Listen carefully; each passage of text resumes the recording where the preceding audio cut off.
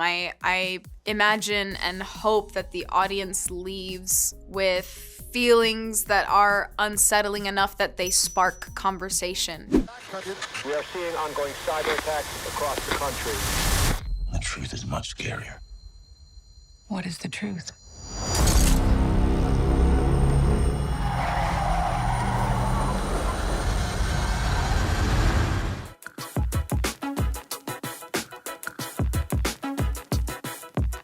First of all, I would like to know what makes you feel more excited about Leave the World Behind when you were casting the project? One of the most, if not the most appealing thing was to get to work with this cast of people and Sam Esmail, the director, and then of course the story is wonderful, and I really appreciated Ruth being like millennial Gen Z age character because she is the only one in the story who's, you know, experiencing this world from that lens. I guess Ruth is the character who had the most chance in the adaptation of the book to the film. What was the process like to get to know and absorb details of her in both materials? Well, Sam was great. He was like, I'm making this change and it's different from the book, so he said we'll collaborate on this, and he really allowed me to bring a lot of myself to it. Of course the script was Bible, but yeah, I mean, it was really like a group effort, which was cool.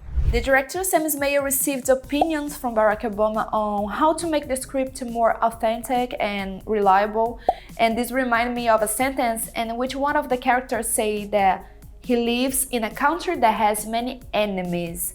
Do you think self-criticism or self-awareness will be a huge conversation in an end-of-the-world situation? Yeah, I mean, I think when the world feels like it's crumbling around you and the only thing that you have, you know, you don't have technology, whatever, you're forced to deal with whoever, the people that are right in front of you. Yeah, I feel like you could get into all kinds of conversations about the human condition. That's what I love, aside from the cast, the most about this movie, is that it really is not necessarily about the disaster going on around the outside, but it's how these people, these everyday people, would fare in these circumstances. In a situation as extreme as the one portrayed in the film, what do you believe that is the quality of a true survivor?